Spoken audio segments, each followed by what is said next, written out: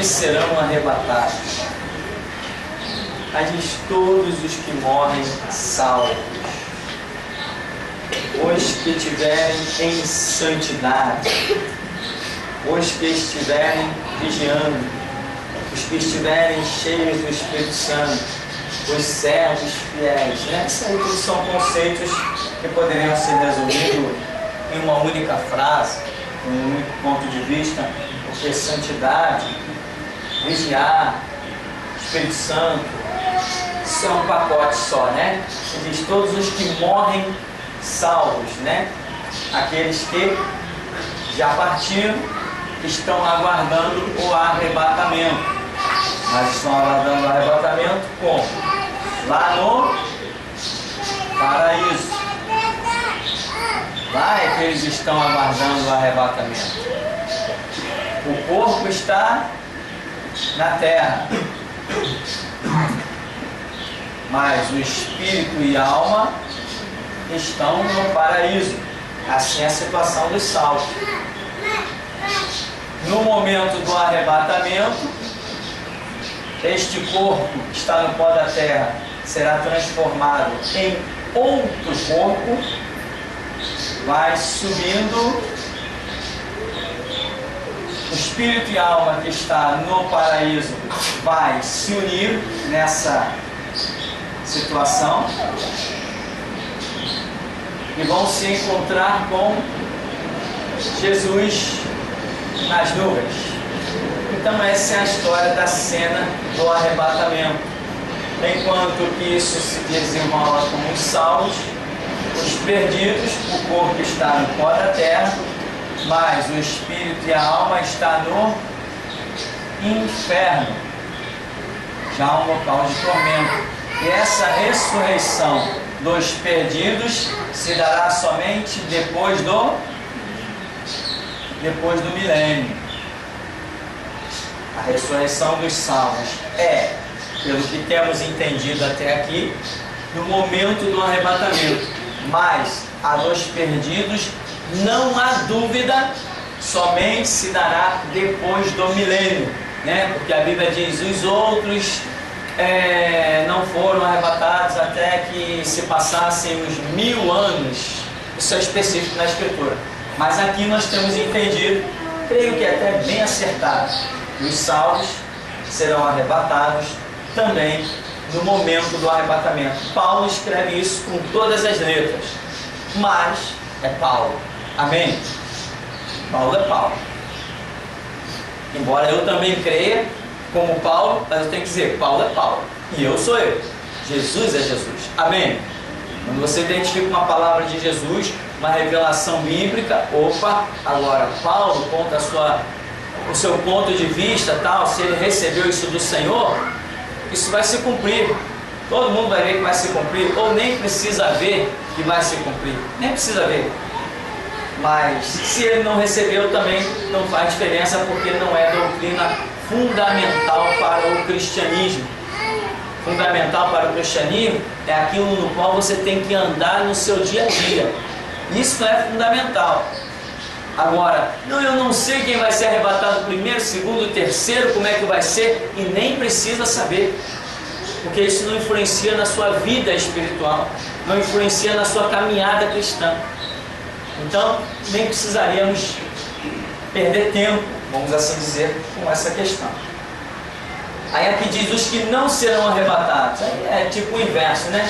Os servos maus, os servos inúteis, os que se esvaziarem do Espírito, os que não estiverem vigiando e estiverem sob o domínio do pecado. Em resumo do resumo, quem será arrebatado?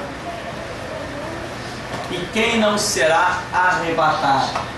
Isso aqui é detalhe definitivo, né? O arrebatamento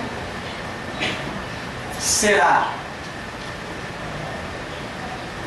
e não será. Será para quem estiver naquele exato momento, com a sua vida em condição para ser arrebatado. O que nós podemos traduzir por essa condição? Essa condição, ela é analisada e julgada exclusivamente pelo Senhor Jesus. Então, se no momento do arrebatamento, Jesus olhar para a minha vida e vê-la enquadrada nos seus propósitos, naquele momento Ele me arrebatará. Se Ele me olhar e me ver fora do propósito, Ele não me arrebatará. Então, quem não será salvo, simples, não será salvo quem não estiver no propósito. Essa palavra aqui, meu irmão, é uma palavra que tem um peso no meu entendimento. Ela tem um peso impressionante. Porque se você pegar um cristão hoje, de uma batista, de uma metodista, de uma assembleia, de uma universal, vamos assim dizer, estou citando um monte de lugar que eu nem considero igreja, de uma da graça, da mundial, um cristão Nova Vida, de tudo que é denominação. Se você colocar todos eles em fila, você vai dizer ali, assim, eis um grupo de cristão. Não é o que você vai dizer? Mas quando Deus olha, será que Ele vai dizer, está ali um grupo de cristão? Então o julgamento não é nosso, porque a ação não será nossa. Não somos nós que vamos arrebatar ninguém. Então não cabe nem a mim, entendeu? Porém, eu, pela Escritura, eu tenho entendido uma coisa. Isso eu tenho entendido, que no momento do arrebatamento haverá um propósito exigido por Jesus Cristo. Isto eu sei. E este propósito se chama restauração. Quem não estiver vivendo, eu não disse nem congregando numa igreja, eu disse vivendo o propósito da restauração. A restauração tem um propósito. Jesus Cristo, com a restauração, tem objetivos, tem metas a serem cumpridas, tem diretrizes a dar. Na restauração, Ele quer que se faça algumas coisas para o tempo. No tempo da lei, Ele exigia do seu povo um comportamento. No tempo dos reis, tinha um comportamento. No tempo com Adão, era um comportamento. No tempo dos juízes, era um comportamento. Quando Babilônia invadiu os judeus, Deus exigiu dos judeus um comportamento. Quando Ciro veio e dominou Babilônia para libertar os judeus, Deus exigiu dos judeus um comportamento. Inclusive queria que os judeus voltassem para a sua terra, mas a própria Bíblia diz que nem todos voltaram. Então, se um arrebatamento fosse ali, Deus arrebataria os que tomaram a decisão de voltar, e os que quiseram continuar lá, porque já tinham construído patrimônios, já tinham se tornado donos de negócios, já estavam ganhando dinheiro, estavam com a sua vida estabilizada, estavam de uma situação que todo mundo que olhasse para os judeus que não tomaram a decisão de voltar quando Ciro lhes deu a permissão, diriam: aquele camarada está super próspero, Deus está na vida dele. Mas se o arrebatamento soasse, ele ficaria, ele não iria a parte alguma, porque o propósito era que eles largassem tudo e fossem para Jerusalém. Então, quando eu falo de propósito, eu levo essa palavrinha muito sério. O propósito tem que ser a situação, a condição em que Jesus vai olhar para você e vai julgar se você está no propósito dele ou não. E o propósito, isso nem precisaríamos mais falar. O propósito para os últimos dias é restauração. E restauração não é para qualquer um, é para valente. Porque restauração é denúncia. Que é um sinônimo para restauração? Restauração igual denúncia. E para denunciar tem que ter disposição, porque até as leis no Congresso estão tentando calar a gente, não estão? Está aí, ó, a lei não pode falar do homossexualismo, ou seja, a lei do impedimento à expressão pessoal, né? Você não pode mais se expressar, acabou a liberdade de expressão. Quero ver calar a mim. Quero ver calar a mim. Restauração é igual a denúncia. Então, o crente bonzinho, amigo de todo mundo, evangelizando, estou indo nos hospitais, estou indo nos presídios, eu estou distribuindo tanto folheto, e todo mundo gosta de mim, até o diabo deve estar batendo palmas. Então, restauração é denúncia, é dedo na cara mesmo, como Jesus fez. Vocês são hipócritas, como mosquito engole camelo, acabou a história. Isso é restauração. Eu vou dizer, vou afirmar mais uma vez, o momento do arrebatamento, quem não estiver vivendo o mover da restauração, não sobe para canto nenhum. Pode subir para o terraço da sua casa, mas daí não passa. E aí eu olho assim, eu estou vendo uma massa, uma multidão que vai ficar aí para plantear lágrimas de sangue debaixo das patas dos cavalos do anticristo. Restauração é a exigência da última hora. A igreja que não estiver vivendo restauração não será arrebatada. Por quê? Porque eu já descobri na Escritura, com a graça do Espírito Santo, que restauração é o último momento da igreja. É o grito da meia-noite. Acabou a história, meu irmão. Não tem mais o que pesquisar, não tem mais nada. Sim. Não sei se eu já contei isso aqui na igreja. Teve alguém que teve um sonho aí no ministério, em que ia vir um grupo da polícia para apreender nossos materiais. E aí havia um comunicado entre os irmãos: leva para tua casa, leva para tua casa. Mas de repente um grupo do exército chegava e entrava aqui, mas esses eram nossos amigos. O grupo do exército vinha e pegava os materiais, pegava os CDs, pegava isso, pegava aquilo, e dizia assim: pronto, tá jóia. Aí dizia: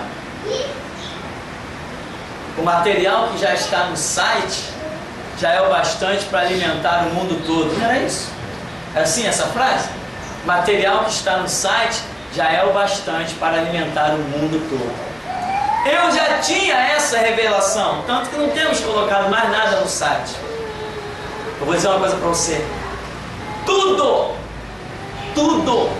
que tinha para ser pregado a nível de voz da restauração, tudo que tinha para ser pregado na Escritura sobre restauração, os ministérios, tudo que fará uma pessoa compreender o que é restauração, tudo que permite a pessoa se enquadrar na restauração, eu já preguei. Ninguém prega mais novidade. O que vierem a pregar vai ter que ser igual ao que eu preguei. Diferente não prega. Pode pregar em outras palavras, mas vai ser o que eu já preguei. Deus comigo já encerrou a mensagem da restauração. Deus comigo já criou a base da restauração. Por isso eu digo: quem quiser restauração tem que aprender comigo, ou no site ou pessoalmente, mas vai ter que ser comigo. Deus encerrou a pregação da restauração. Encerrou como? Aquilo que deveria ser lançado de conhecimento para a sua igreja, Deus já encerrou, já lançou tudo através de mim. É o ministério de João Batista, é a transição de Jesus com Jerusalém e o projeto com os gentios, é o ministério de Paulo, tudo já está determinado. Então, isso dizia no site, no sonho: basta, porque o material que está no site já é o bastante para alimentar o mundo todo. E eu estou vendo pessoas em contato com o site, acordando, despertando em tudo que é lugar deste mundão aí. Então, irmão, restauração é a última voz da igreja. Restauração é a última voz de Jesus Cristo através de um povo que é chamado grito da meia-noite, que desperta a sua própria igreja. Restauração é a última voz do Espírito Santo. Anota isso. Restauração é a última voz do Espírito Santo. Quem não estiver neste propósito, eu zombo, rio, escarneço e desafio. E se não gostar, pode procurar uma cama bem quente para chorar, porque se não viver a voz da restauração, não será arrebatado nem para o telhado da sua casa. Isto está definido. Bom, então vem mais um item. Arrebatamento da igreja. Aí diz, o arrebatamento da igreja se divide em duas partes: ressurreição dos mortos e transformação dos vivos. Esta é uma opinião baseada exclusivamente em texto do apóstolo Paulo, que diz ter recebido do Senhor. Maravilha, que assim seja. Porém, não faz diferença se ele recebeu ou não. Ele diz assim, um detalhezinho muito tênue: ressurreição dos mortos e transformação dos vivos. Tudo do mesmo versículo, 1 Coríntios 15, 52, em que ele diz assim, nós, os que estamos vivos, não precederemos aos que dormem. Aí ele diz assim, primeiro os que dormem serão ressuscitados, terão seu corpo corruptível transformado em incorruptível, para se encontrar com o Senhor nas nuvens. Depois nós, ele diz, os vivos, né? Porque de repente ele podia estar imaginando que ele também fosse estar vivo no tempo do arrebatamento. Não sei, então ele usa essa expressão. Nós, os vivos, não precederemos os que dormem. Nós, depois deles, Paulo diz, num abrir e fechar de olhos, num piscar de olhos, também seremos trasladados, arrebatados, e encontraremos também com o Senhor nas nuvens. Quer dizer, isso aqui para mim, se você tentar cronometrar, meu irmão, não vai dar tempo nem de cronometrar. Então essa questão de um primeiro ou segundo não faz a diferença, mas Paulo coloca isso. Ressurreição dos mortos. Antes, porém, você tem alguma pergunta sobre essa questão de arrebatamento? E depois a gente pode entrar na ressurreição dos mortos.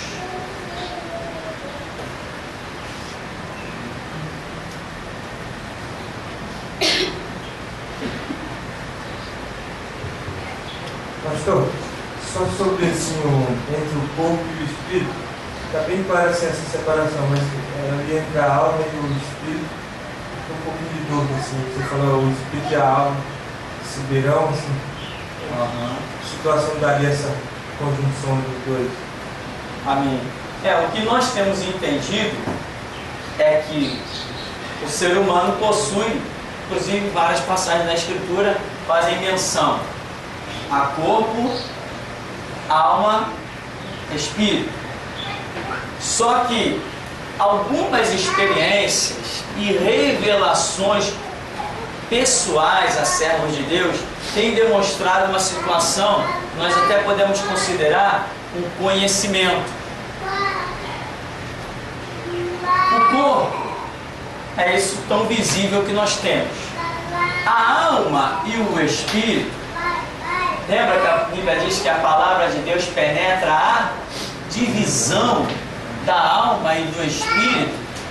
Quer dizer, se penetra a divisão, significa que existe uma divisão, ou seja, significa que a alma é uma coisa específica, distinta, e espírito é outra coisa distinta.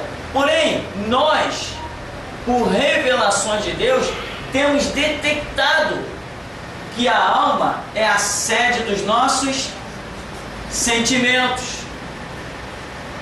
Tudo que entra pelos teus 5 sentidos gera em você um sentimento. Se você ouve uma notícia triste, ela atinge a sua alma, provoca o seu sentimento. Se você vê uma cena deprimente, ela entra na sua alma, provoca o seu sentimento. Isso está escrito na Bíblia? Se está escrito na Bíblia, eu ainda não achei. Porém, em experiências na caminhada cristã, nós temos descoberto coisas semelhantes a isso. O Espírito é aquele canal aonde a voz de Deus pode penetrar. Deus, nós temos entendido que quando Deus fala com o homem, a voz de Deus não fala na alma, nem fala no corpo. Mas você já sentiu uns arrepios e sabe que é Deus? Você já sentiu uma força no teu corpo e sabe que é Deus? Mas essa força veio de dentro para fora, não veio? Ou seja, a ação de Deus na sua essência espiritual gera até um reflexo no seu corpo. Isso nós também já sabemos. Por quê? Por experiência própria, por busca de Deus, por caminhada com Deus. Então, nós sabemos dessas situações, sabemos que o Espírito é um canal, pois a própria Bíblia vai dizer que o Espírito Santo testifica com o nosso espírito, né? Então, quer dizer, é como a voz de Deus que te confirma, mas te confirma onde? Nos sentimentos? Não, não confirma nos sentimentos, confirma no espírito, numa parte da tua essência localizada aí dentro de você. Né? Nós sabemos que um espírito, hoje por experiência nós sabemos que um espírito pode sair do corpo, mas a alma tem que permanecer no corpo. Quando a alma sai do corpo, isso é dito que é chamado de morte.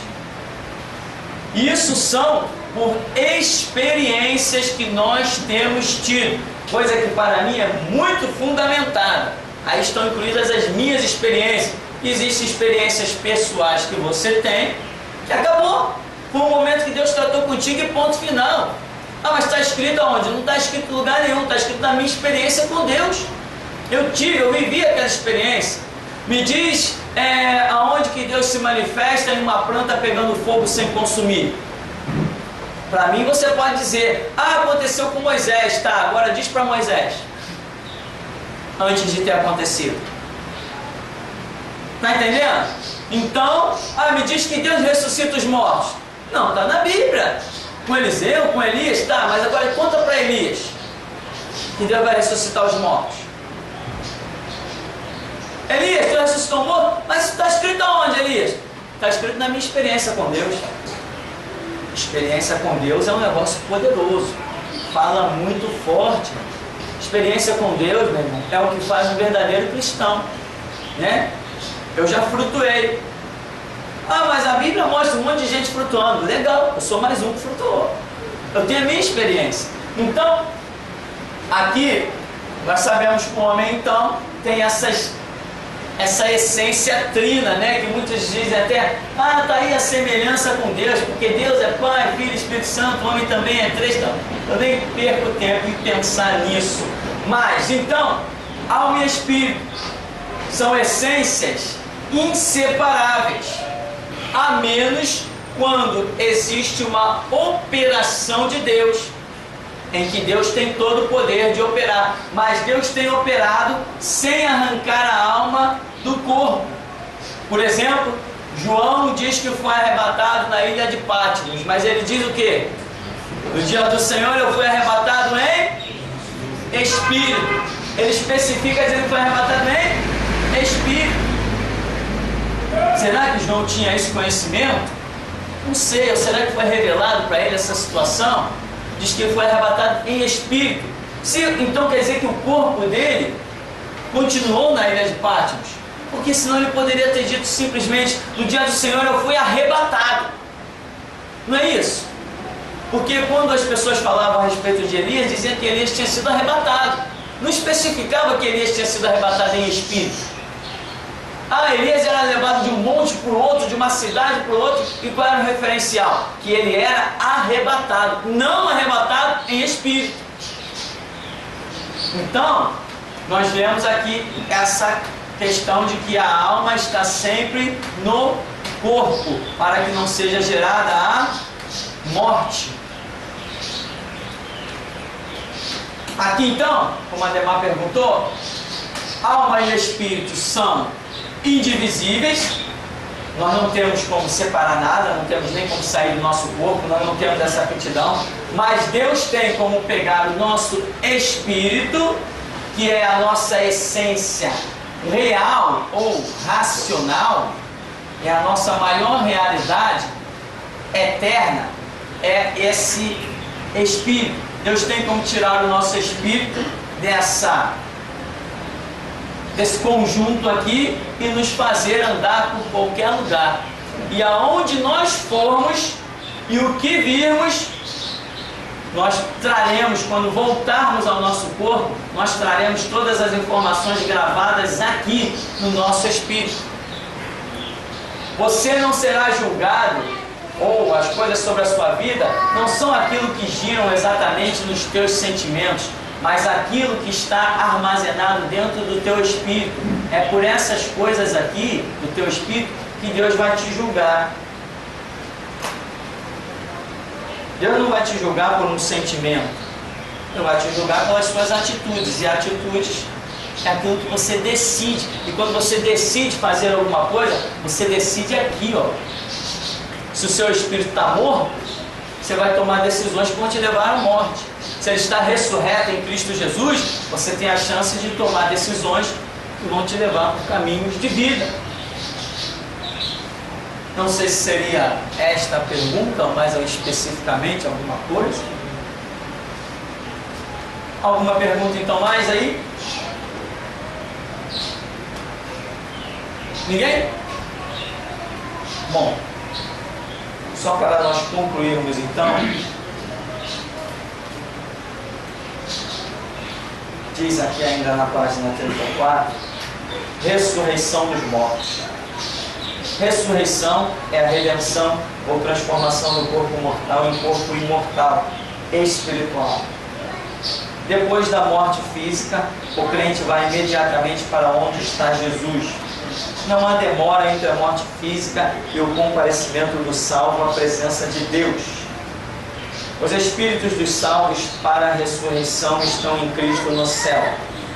O homem possui corpo, alma e espírito. A alma e o espírito são distintos, porém inseparáveis. Somente o poder de Deus e a sua palavra podem penetrar nesta divisão. A palavra de Deus penetra até o ponto de dividir alma e espírito. Então aqui diz que haverá uma ressurreição. Esses versículos bíblicos todos são aqueles que nos cedem o entendimento para pensarmos desta maneira.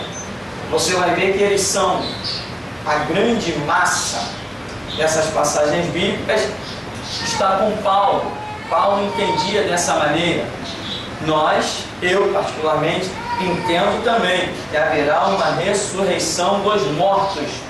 Ou seja, o nosso corpo que foi para a terra, ele não será, vamos assim usar a expressão, desperdiçado. Deus vai recuperar este corpo, que hoje de muitos já está até os ossos consumidos, transformado em pó. Deus vai recuperar este corpo e vai transformar este corpo. Paulo entra em detalhes disso e eu, particularmente, creio também desta maneira. Embora o Senhor Jesus, no Evangelho, não se prendeu a esses detalhes. Entende, irmão?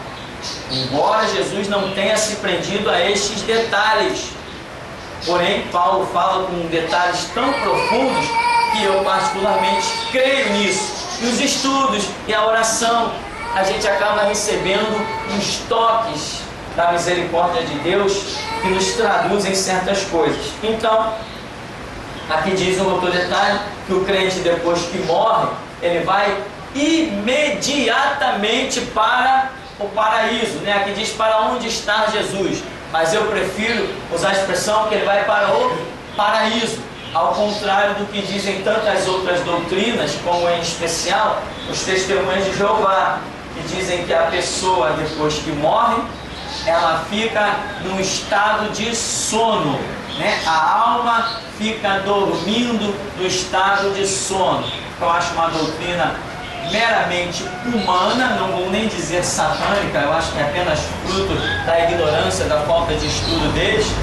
É uma doutrina meramente humana, essa de dizer que o homem, depois que morre, a sua alma fica dormindo, sepultada. É um negócio muito ridículo para mim, muito ridículo mesmo. Eu acho uma doutrina humana sem nenhum fundamento, porque a Bíblia não dá nenhuma base para se pensar desta maneira. Mas aquele ladrão lá da cruz, Jesus disse o que para ele? Em verdade te digo que hoje mesmo estarás comigo no paraíso. E esse hoje mesmo nos dá a ideia de que seria naquele dia. Então, quer dizer, estarás comigo no paraíso. Por ali, até que se prove o contrário, eu entendo que Jesus estava dizendo que aquele homem, naquele dia, ia morrer e ia para o paraíso. Ele quem? O corpo? Não, porque todos viram o seu corpo ser sepultado. Mas a sua essência espiritual, essa foi para o paraíso.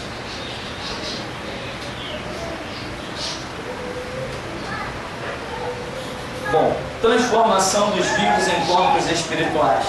Os vivos serão transformados porque é necessário que este corpo corruptível se revista de incorruptibilidade e o corpo mortal se revista de imortalidade. Mais uma vez, na visão do apóstolo Paulo, falando da transformação dos vivos em corpos espirituais. Depois vem aí, para concluirmos, cenas do arrebatamento da igreja. O que é essa cena do arrebatamento da igreja? É aquilo que é considerado no momento exato em que o arrebatamento estiver acontecendo. Aí Paulo diz, a trombeta soará, né? Nós não temos motivo para duvidar dessa trombeta. Que trombeta? Trombeta mesmo, trombeta, né? Um som de trombeta, como Deus falou com Moisés, olha, o som da trombeta vai soar e nenhum animal pode tocar no monte e tal. Os filhos de Israel cercam ao pé do monte, ninguém encosta no monte, quem tocar no monte morrerá. E ouviu-se, a nação de Israel ouviu proclamada de cima do monte Sinai, quando o monte fumegava, e se até um animal, Deus disse, tocar no monte vai morrer. Foi ouvida pela nação de Israel um som de um instrumento musical, uma trombeta, que abalou tudo, foi um som terrível. Então aqui está dizendo, a trombeta soará, ou seja, o que significava aquela trombeta? Como significa a trombeta em todos os tempos? A trombeta não era usada para a convocação do povo, convocação para a guerra. Hoje nos quartéis tem o toque de recolher, como é que chama? Alvorada, não é isso? Toca-se aquele instrumento, o povo ouve, não sei se um toque, dois toques, cada toque tem uma atitude, uma história dessa aí, meu irmão é militar. Aí, então, o que significou aquela trombeta no Monte Sinai? Significou a congregação se achegando a Deus, não foi isso? Então Paulo acredita ter recebido uma revelação em que ele diz, a trombeta soará de novo, porque é de novo Deus convocando o seu povo ao seu Monte Santo, a sua presença, porque monte significa a presença de Deus. Então, particularmente eu creio, porque Israel é o retrato da igreja. Se houve uma trombeta lá e o povo foi convocado à presença de Deus, também haverá uma trombeta nos nossos dias e a igreja será arrebatada à presença de Deus. Eu simplesmente creio nisso. Mas se for assim ou se não for assim, não vai fazer a mínima diferença na vida de ninguém. Mas eu creio que será assim. Aí então aqui ainda diz assim, os mortos ressuscitarão primeiro, aquilo que nós já falamos. Os vivos serão transformados. O encontro do Senhor com a igreja será nas nuvens. A igreja vai subir até as nuvens. Nuvens representa a presença de Deus, representa a dimensão espiritual. Então significa que alguma coisa sobrenatural já aconteceu aí. Então a igreja subirá. Jesus Cristo veio? Não, embora muita gente diga assim, Jesus Cristo está vindo aí. Não está vindo não, é a igreja que vai. Jesus só vem, segundo a visão de Paulo, a uma dimensão espiritual. E a igreja vai, encontra com ele para tomar o seu lugar ali inicial. Então, o encontro do Senhor com a igreja será nas nuvens. Antes de eu passar para outra página, dizer que depois disso, que a igreja encontra com o Senhor nas nuvens, vai ter aquele período, a grande tribulação, em que o anticristo é o mão de ferro, aqueles horrores, os flagelos, e depois Jesus Cristo descerá no Monte das Oliveiras para implantar o seu reinado de 1000 aninhos. Vai passar rápido, isso é rapidinho. A igreja foi e agora ele vem. A igreja foi para Jesus e Jesus vem para os judeus, tá? Jesus vem para os judeus. Por que José amava mais Benjamim do que os outros irmãos? A igreja foi, Jesus vem, vai se encontrar com os judeus no Monte das Oliveiras e se manifestará e aniquilará todas as nações que estarão na guerra do Armagedon contra Israel. Então, ainda hoje, muita gente confunde a volta de Jesus. Aí quando você diz assim, que volta de Jesus? Jesus não vai voltar não. Que isso? Não vai voltar? Quando alguns ainda desconfiam que vai, né? Jesus vai voltar sim. Aí você explica, não, Jesus vai voltar não, a igreja será arrebatada. Quando Jesus voltar é para os judeus, não é para a igreja. Quando Jesus voltar, não terá igreja na terra. Não tem mais, a era da igreja chegou ao fim. Por isso ele estará agora tratando com os judeus. A própria Bíblia enfatiza muito claramente o cumprimento do tempo dos gentios. O cumprimento do tempo dos gentios. Guarda essa informação com carinho, meu irmão. O tempo dos gentios tem um cumprimento. Quando se iniciou o tempo dos gentios? Quando Jesus Cristo disse: ide por todo o mundo e pregai o Evangelho. Deu início o tempo dos gentios. Agora, quando terminará o tempo dos gentios? Com o arrebatamento da igreja. Então o tempo dos gentios, o nosso tempo, tem um fim. E tem crente aí, meu irmão, que não está nem aí para isso. O camarada acha que a igreja ainda vai subsistir eternamente. A era da igreja tem princípio, meio e fim. É uma dispensação. Assim como a lei teve fim, a igreja também terá fim. Quanto tempo durou a lei? Hã? Alguém tem uma ideia precisa? 2.500 anos? 1.500 anos? O tempo da lei durou 1.500 anos? Você não acha que a igreja já está durando tempo demais, não? Se Israel é um retrato da igreja? Eu afirmo, Jesus Cristo virá no século 21. Eu afirmo. Se tiver guilhotina aí, pode botar meu pescoço. Jesus Cristo vem no século 21. Sabe qual é o século 21? Esse que nós estamos atravessando. Então, o tempo dos gentios teve início, abriu-se o tempo da graça, agora vai fechar-se a portinha. A expressão fechou-se a porta é o fim do tempo dos gentios. Do tempo dos gentios, dentro desses quadrantes de serviço. O tempo dos gentios encerra.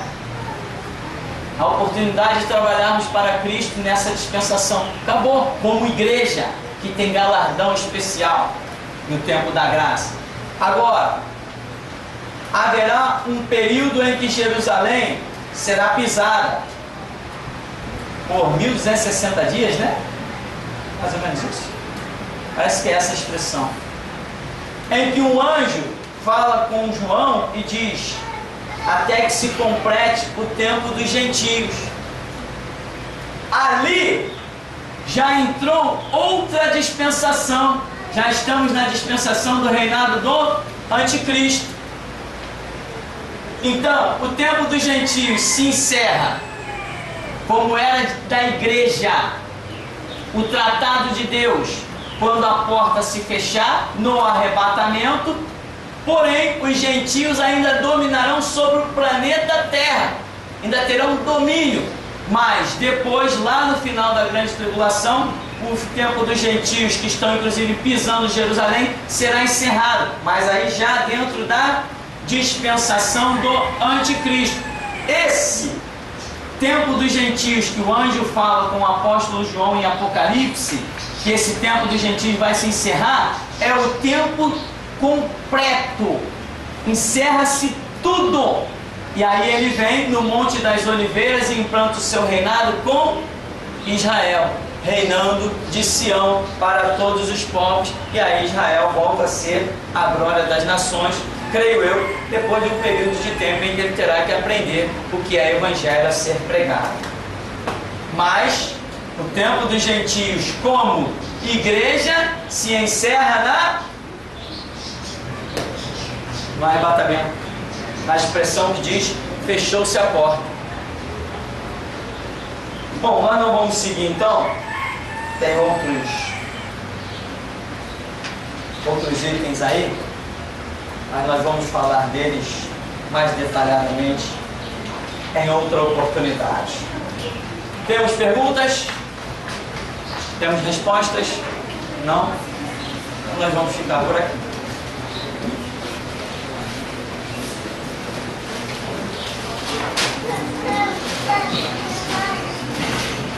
Vamos orar.